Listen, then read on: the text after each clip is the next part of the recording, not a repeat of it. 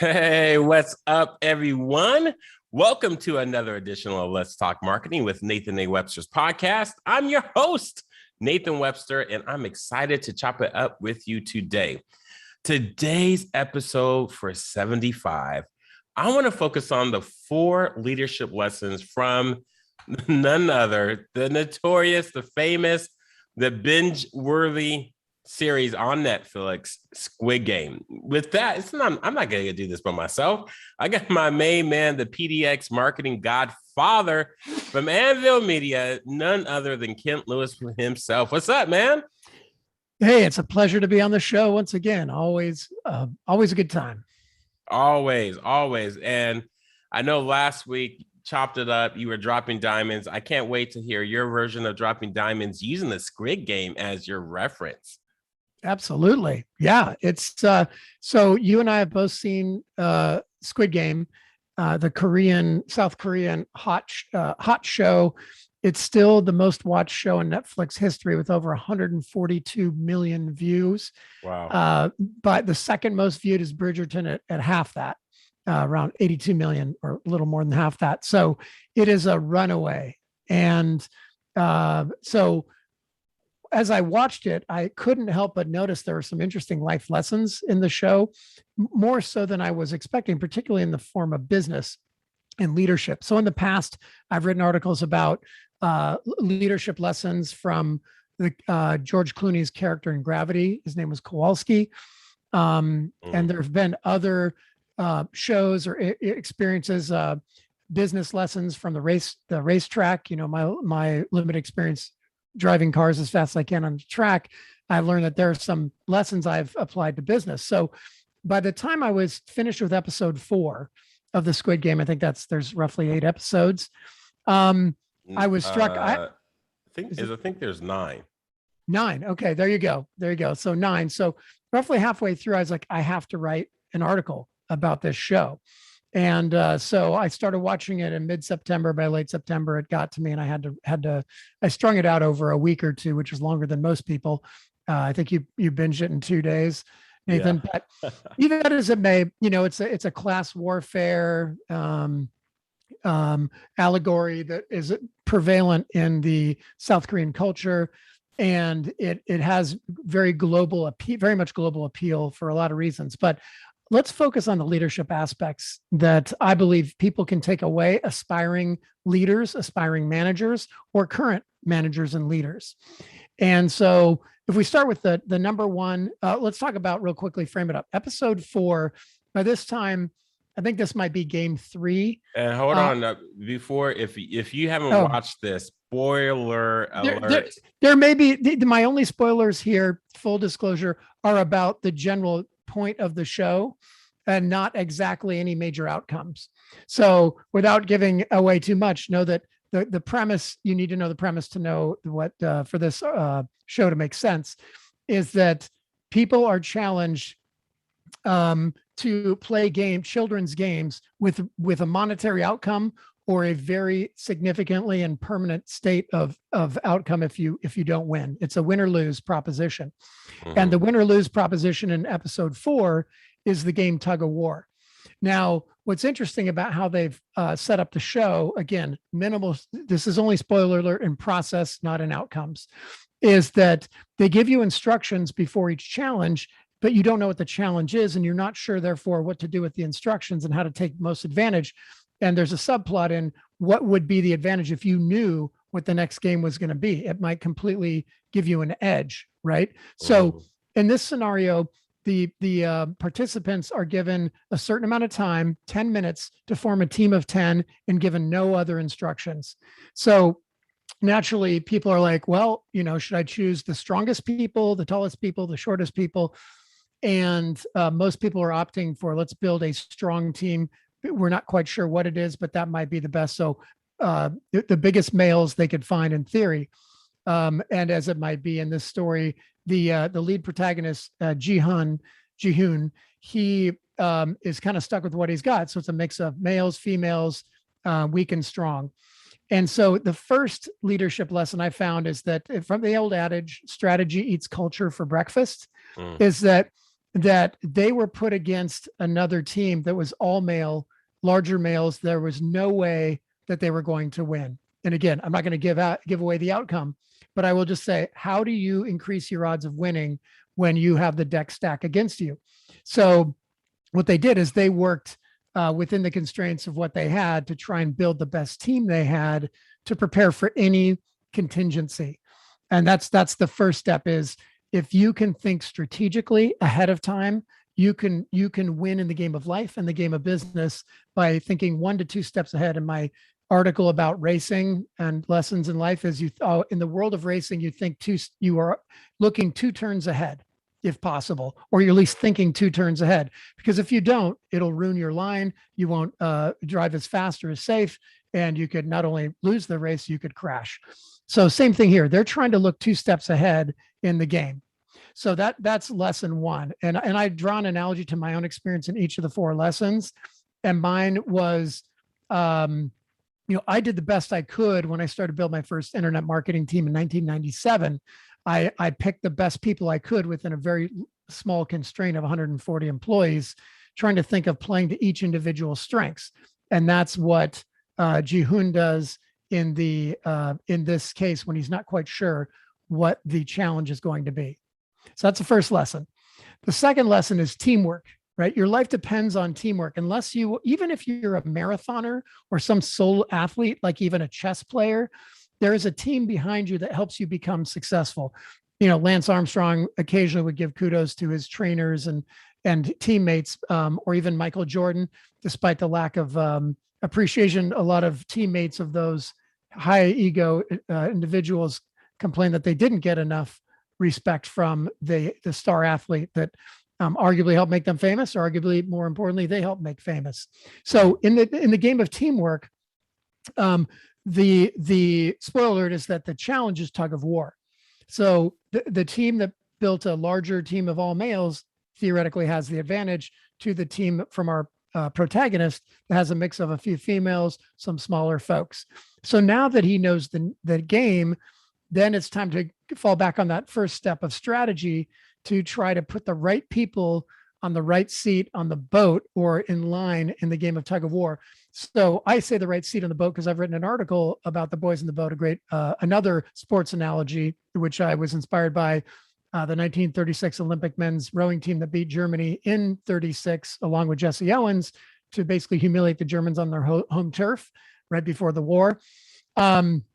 And so they had exceptional teamwork. So a group of sophomores beat the best rowers in the world in that story. And in this story, the goal is, can this ragtag group of almost randomly selected individuals beat a much stronger team?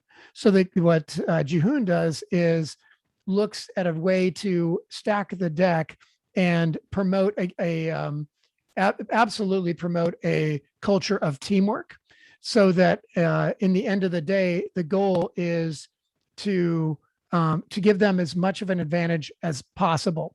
So, for instance, in the game of I've watched shows since, and this isn't spoiler. This is just the physics of tug of war. Is that you typically put your strongest person in the back? They're your anchor man, and you put what is in the rowing terms, the coxswain, the command person is at the front to give commands because they can see the opposition. Everybody else is in the middle doing their part to quickly adapt to the commands. And that's how you theoretically win in tug of war. It's just like, in my mind, the metaphor of business is leading from the front, right? So Ji-hoon is in the front calling the commands. The anchor man, their strongest person, is in the back pulling hard, and everybody else is doing their best. Now, there's a couple different things they knew they could do to give them an advantage, which comes to the next component. But in this case, they know the challenge. They look at their team and they stack their team as best they can within the knowledge of what tug of war is and how it works. So that's the teamwork angle and the strategy angle. So the third lesson is strategy, and that's where brains can beat brawn in David versus Goliath, right? So if you have a much bigger team, you're not going to beat them on pure strength. So you have to beat them in strategy and in process. How how are you actually going to pull, when, how hard, how are you going to address that? Because there are 3 women on this team and none of them are professional tug of war athletes. And so that's the point. Not to be sexist, it's just a size thing at this point. So basically half the team is thinking, I think it's over, right? But one of the team members mentions that he has childhood experience playing tug of war. Right before competing, he outlined a few very important insights. And as I mentioned, the team order matters. That may be common sense, but if you've never played tug of war, you wouldn't know of that. Another little example, again, this is only spoiler alert in terms of setting up the end outcome, but is if you alternate sides, which the other team didn't do, is, if you're all right-handed, you're going to prefer a certain side. But if by alternating, you're creating spreading the weight out and gives you a little more potential advantage. Which, how you put where you put your feet, your stance, tucking the rope in your armpit gives you an opportunity to tighten your arm around the rope and reduce the amount of pressure you need to hold the rope, right? That's something I wouldn't have necessarily thought of. So just those techniques alone, the brain versus brawn is leveling the playing field in theory here. And then the 4th lesson is improvisation. Trust your gut. So again, with minimal effort, doing my best to minimize any spoiler alerts. The thing that's going to happen is, I think it's Mike Tyson or Muhammad Ali said, every plan is a good one until you get punched in the face. Something like that, right? Yeah, Tyson, right? So everything goes out the window after that first punch. And so in the storyline, they start to do they have a best laid plan, start a certain way, lean back, look up, do all these different things. But next thing you know, they're still losing because the strength is too much. So one of the other characters, Sang Woo, comes up with a bold plan that I won't give away, specifically to throw the other team off. Does it work? You'll have to watch and find out. But I will tell you this, that what they had to do was completely pivot. They called an audible, as it is in football, and changed their plan in the middle of the competition to try to get a different outcome. It was, it was unconventional, and did it work?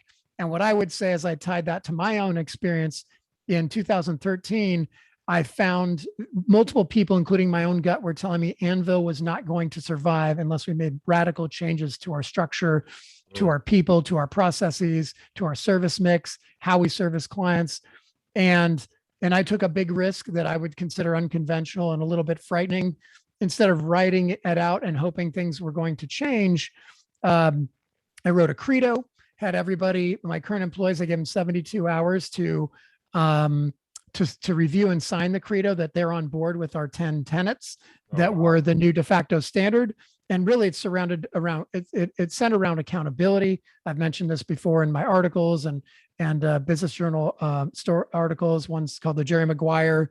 I don't know what it was. The Jerry Maguire effect.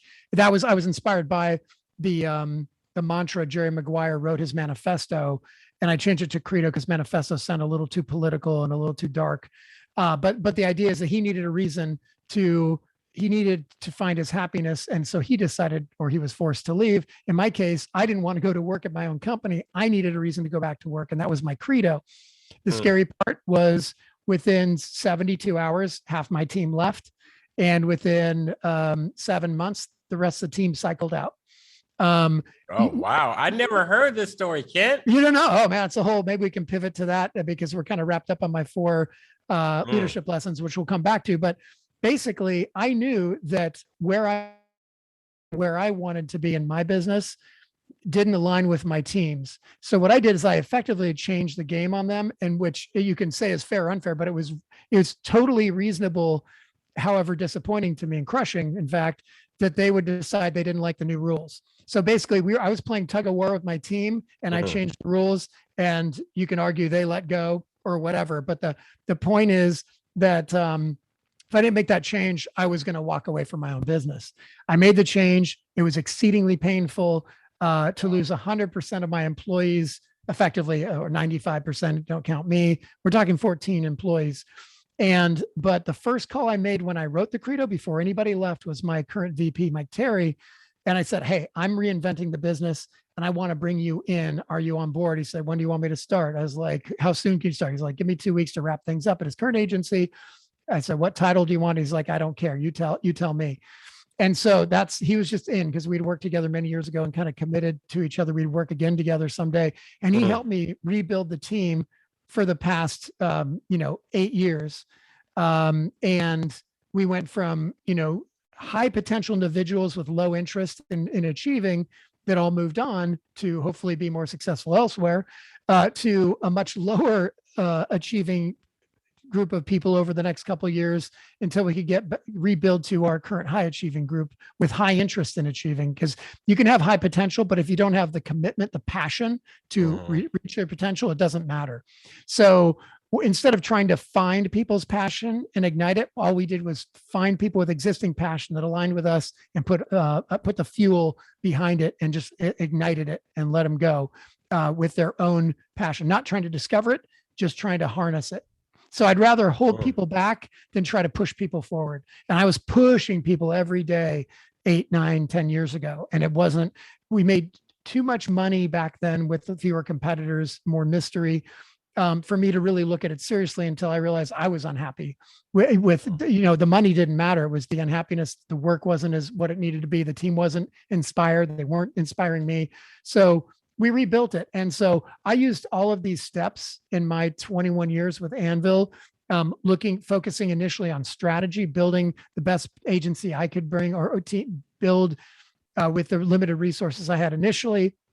And then I was really important to me to build corporate culture. So the teamwork aspect. So culture by design instead of default, because culture, my definition, Nathan, is you build your team. It's what your team does when you're not around, right? When they think nobody's looking. So my team, the culture was Kent Lewis, and that's not what I wanted since 2005 when I realized that actually 2007 when I went to an entrepreneur organization event. And the guy said, corporate culture by default or design, you need to intentionally design your culture, and it can be bottom up and top down, but it needs to be designed intentionally. So I've spent the last 13, 14 years trying to build a better culture, culture of teamwork, and then used a lot of time since then to build more strategy. We've differentiated ourselves. We had to circle back to that 2013, 14, and 15, we averaged 100% employee turnover. So try to run a business with 100% employee turnover. The best analogy I know is the turnover in Vietnam of lieutenants, right? It was virtually 100%. So it was that tragedy without the tragic death, right? And so we managed to squeak out a decent margin by having a better process and better clients than our competitors. And now we don't have to rely on that as much as we've got a great team again. Again, we've hired people that are smarter than they are bulkier, right? So it may be a lighter resume, less experience, less knowledge. We can teach that. It's all about personality and passion and growth mindedness, our core values. And then lastly, improvisation. We've had to pivot since 2013 a few times, not in what we do, but in how we do it. So I think just like in Squid Game, you have to be ready to pivot. This year has been the year of NFTs. It's a big pivot to us to go into a technology that normally we're not known as a tech firm. We're an analytics data-driven firm. And I've been exploring it. It's a very interesting place, but we will always pull audibles to better take care of our clients by looking at what's coming up. So those are the 4 elements, again, to recap: planning, teamwork, strategy, and improvisation. Thank you, Squid Game, for those insights. Yeah. And I didn't talk too much for those that said, man, Kent did a lot of talking. It was, Kent has a blog on this on LinkedIn. I'm going to put it in the show notes for y'all. And I, just at a high level, Kent, I don't know if he did this intentionally. He switched the two, but it was Peter Drucker that said, culture eats strategy for breakfast. Yeah. Okay. That was Drucker. My bad. Yeah. No, you're Thanks good. for clarifying that. No, you're good. But on your article, you say strategy eats culture for breakfast. And I changed it around on purpose. Yeah. And I think it's so true, because when you started talking about your pivoting, it's like when you understood the culture, it made so much sense to say, like, I have to repivot. And I think too many companies, what they do, and again, I won't go into the details of Squid Game, but as I heard in a couple of books, is people try to unscramble the omelet, or they try to take an ingredient out the loaf. Well, no, you just have to start from scratch. And that's exactly what you did in a pivot, but that's not just a pivot, that is a major overhaul. Now I know you can say 8 years later it's a pivot, but I'm sure that was painful. You didn't get no sleep. People were questioning you, especially when you have people leaving. I mean, this is not just a professional maneuver to where you're going from one company to another company. This is your own personal brand. So for those entrepreneurs out there that are listening to the show and thinking about your own company and how you're going to grow it, like, there is no rest. There is no burnout. You have to keep going no matter what and figure out solutions before there's major problems. And so I love how you talked about that in the very beginning. And that's all the planning. You still had to execute, but you needed the right team. So, from the teamwork, like your life depends on it. I think that's one of the biggest reasons why businesses fail. I just use the Sears example. They were a retail store and the execs never went into the store. How can you have leadership that doesn't, as you even say in your own words, is I'm a big fan of leading from the front. At Anvil, I don't ask my team to do anything I wouldn't do myself. So I mean, that's spot on. And then lastly, you say strategy, brains beat brawn, and improvisation, trust your gut. I think if you are trusting your gut, you will always, always is a strong word, but if you're always trusting your gut, you're going to do the right thing. And it's not so much, in my experience, not so much about strength or working harder. It's about working smarter and harder, and you're going to beat the opposition. But at the end of the day, like when I tell my restaurants, helping them out, I'm like, not everyone's going to come here every single day for a meal. People want differences, and which we talk about diversity and celebrating differences and all this other things, but everybody wants a result, but there's so many different ways to achieve it. And I think this is where, if you're trusting your gut, if you're truly 100% bought in, then it's not as hard to pivot, and the improvisation is needed. And you have to be smarter, not just go with the flow. I love the Squid Game analogy, and that's where my examples have the spoilers in it. I won't do it, but for the tug of war, I think it's so key of where, when that happened, when the old man, or when that character gave that strategy out to the team, I think that was at the right time, not a second late or a second early. It was at the right time. And of course, it was good cinematography how they did it. But I think at the end of the day, if you're a leader, when it's time for you to shine. Because if you don't, then, it's not even about the task. It's life or death, and it's death. And that's, in the Squid Game, that's death. But in reality, that's your business. And if that's your business, you're willing for it to fall on the sword, people move on, and they might find something else before you're the leader. If that's your business, that's the wrap. So I think that's so important, because there is no reset button. And I think in this day and age, especially with gaming and especially newer generations, there is no reset button in life. You just got to keep on, take your losses. Then those losses are great learnings to where you can get your victory at the end. Yeah, that's it. I mean, you nailed it. I think we all have to, I guess what I'd say is you have to embrace change, but at the same time, you have to be planning ahead and trying to anticipate. It's a really delicate balance to know how much to plan ahead and how much to sit back, and be ready to adapt. And you really, frankly, you have to lean forward and you have to lean back, or you're going to go crazy, or you're going to run into a wall. Yeah, man. No, you never told me that. Oh which yeah. Sorry about that. no. You're good. You're not. Oh yeah. I mean, I'm not saying you should have. I'm not. I was just, man, that's intense because 2013, it was like still strong economy. Things were going Hmm. well. Yeah. Especially marketing, folks could have, it was easy for them to leave because there was a lot of opportunity out there instead of and that's the other thing is a lot of people think that they're, people would be loyal to them. There's no loyalty in this game. Right. That's right. No loyalty. Yeah, and obviously I'll share. You can share if you want the Jerry Maguire moment article in the Biz Journal that really talks through my experience. It's it was it was life changing in mostly good ways, but a lot of hard ways. And then I of course kind of wrote an article about the backstory from my perspective, and I'll share that as well in potential for the show notes.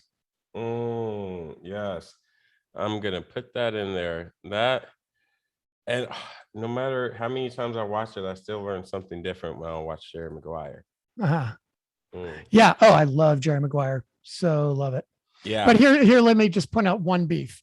Otherwise, I think it's amazing. Is when you are a top agent, a top performer in your game, and then at the very start of the movie, again, not too many spoiler alerts, but if you haven't seen it, shame on you.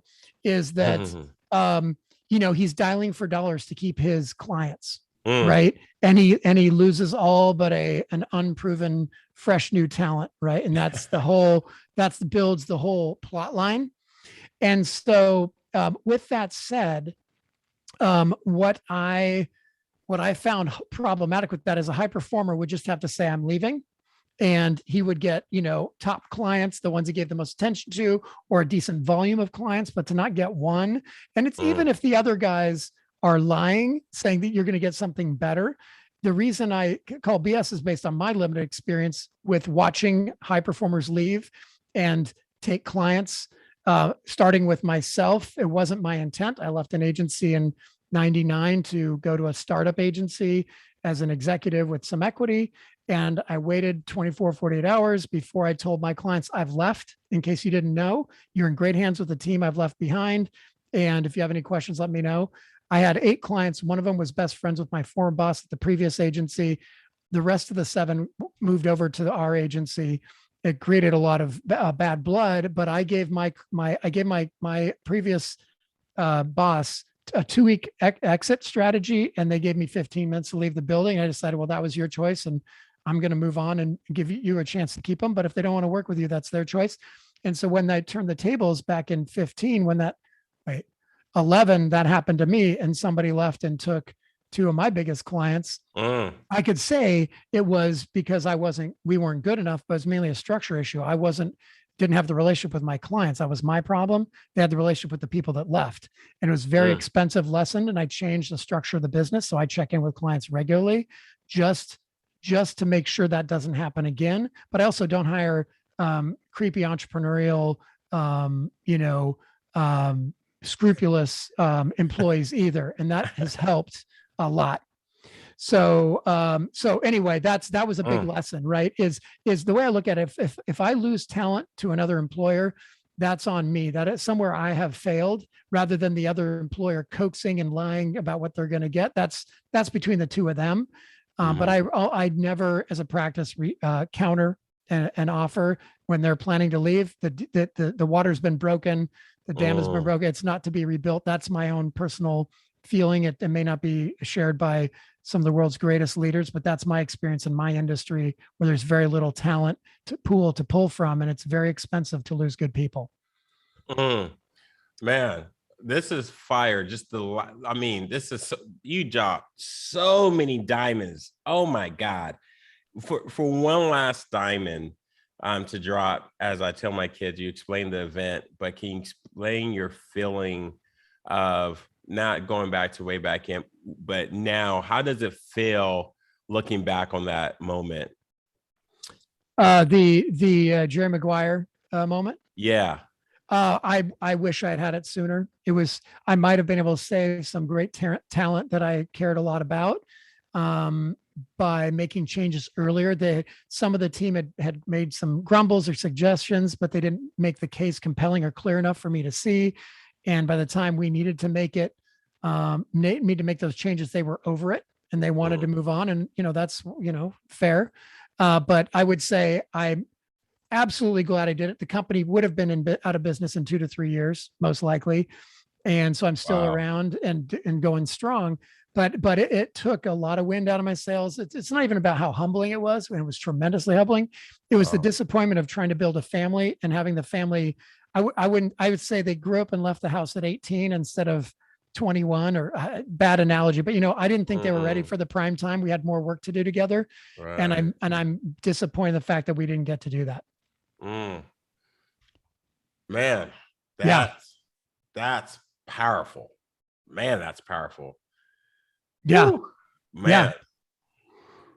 I'm sorry. I usually pretty quick on my segues, but that right there, you got me processing even as we go, or I am pivoting, moving NW brand into a different direction, NW and Associates in a different direction, NW Love, all that. And I just finally got the Connected Trust of 501c3 for our micro lender and the things to focus on with BIPOC women and veteran leaders in entrepreneurship and developing economic, sustainable and startup processes that give them the business development that they need. So all these things that you're saying for me are like perfect. And I think sometimes, and not sometimes, all the time, we always have what we need right there in front of us. It's whether or not it's a choice if we choose to use it.